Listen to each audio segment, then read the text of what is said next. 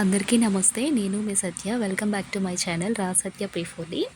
ఈవేళ మన వీడియో ఏంటంటే గోధుమ పిండితో బెల్లం గవ్వలండి. ఇక్కడ నేను గోధుమ పిండితో అని ఎందుకు చెప్తున్నానంటే జనరల్‌గా మనం బయట దొరికే బెల్లం గవ్వలు మైదా పిండి, డాల్డా, పంచదార యూజ్ చేసి చేస్తుంటారండి. అలా కాకుండా కొంతమంది హెల్త్ కాన్షియస్ ఉన్నవాళ్ళు ఇలా గోధుమ పిండితో కూడా గవ్వలు చేసుకోవచ్చండి. ఈ బెల్లం గవ్వల తయారీకి ముందుగా ఒక మిక్సింగ్ బౌల్‌ని అయితే తీసుకొని అందులో ఒక కప్పు గోధుమ పిండి తీసుకోండి. ఇందులోకి 2 టీ స్పూన్ల కాచిన నెయ్యినైతే తీసుకోండి. అలాగే రుచికి సరిపడా సాల్ట్, చిటికెడు వంట సోడా వేసి పిండంతా కలిసేలాగా కలుపుకోవాలి. నేను ఇక్కడ వీడియోలో చూపిస్తున్నట్టుగా చేతితో ఇలా పిండి పట్టుకుంటే ముద్దలాగా అవ్వాలండి. అలా వచ్చేంత వరకు కలుపుకోండి.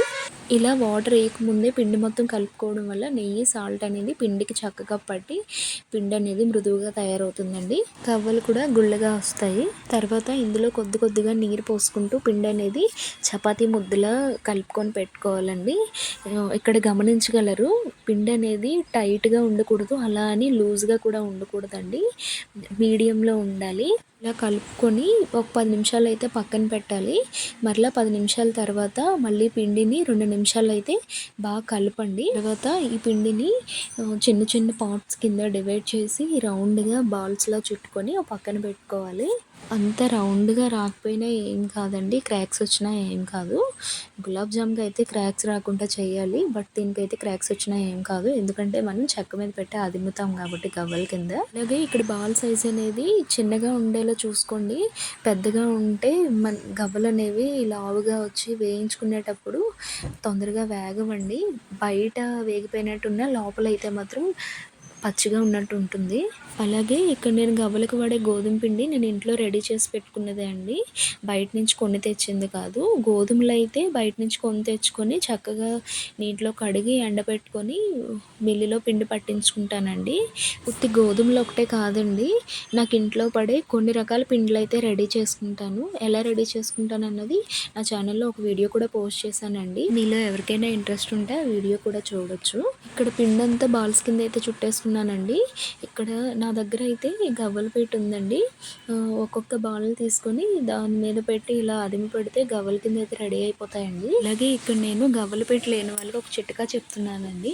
ఇంట్లో కొత్త దువ్వెన ఉంటే దాని మీద ట్రై చేయొచ్చు, లేదంటే మనం ఆయిల్లో దేనుకుంటాం కదండి మూకిడ, దాని మీద అయినా చేయొచ్చు.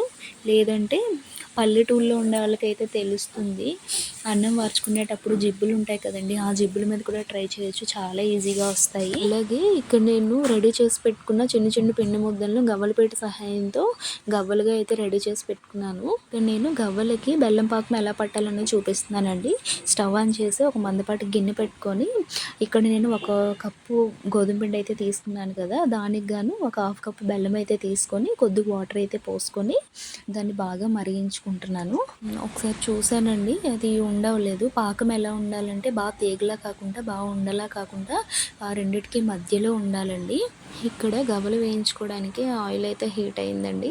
ఇందులో రెడీ చేసి పెట్టుకున్న గవ్వలను అయితే ఒక్కొక్కటి వేసేసుకుంటున్నాను. ఇక్కడ మీరు గుర్తుంచుకోవాల్సిన ఇంకొక విషయం ఏంటంటే, మనం గవ్వలు ఆయిల్లో వేసుకునేటప్పుడు ఫ్లేమ్ అనేది మీడియం ఫ్లేమ్లో ఉండాలండి. హై ఫ్లేమ్లో ఉందంటే గవ్వల కలర్ అనేది వెంటనే చేంజ్ అయిపోయి లోపల ఉడకదండి. బయట కలర్ చేంజ్ అయిపోతుంది, లోపల మాత్రం ఉడకదు అసలు. దాన్ని బట్టి ఫ్లేమ్ అనేది అడ్జస్ట్ చేసుకోండి. అలాగే ఇక్కడ పాకం అయితే రెడీ అయిపోయిందండి. ఎలా అంటే ఇదిగోండి, ఇక్కడ వీడియోలో చూపిస్తున్నట్టుగా నీటిలో వేస్తే అసలు గట్టిగా ఉండవలేదు, అలా అని జారుడుగా తీగలా కూడా రాలేదు కదా, అలా ఉండేలా చూసుకొని వేగిపోయిన గవ్వలను అయితే తీసి పాకంలో వేసి కలిపి పెట్టేసుకోండి. అలాగే ఈ పాకంలో ఇలాచీ ఫ్లేవర్ కావాలంటే వేసుకోండి. నేను వేసుకున్నా కానీ ఈ వీడియో క్లిప్ ఎక్కడ మిస్ అయిపోయిందండి. అలాగే ఈ పాకం అంతా గవ్వలకు పట్టేలాగా ఒక 5 నిమిషాల వరకు కలుపుకొని పక్కన పెట్టుకోండి.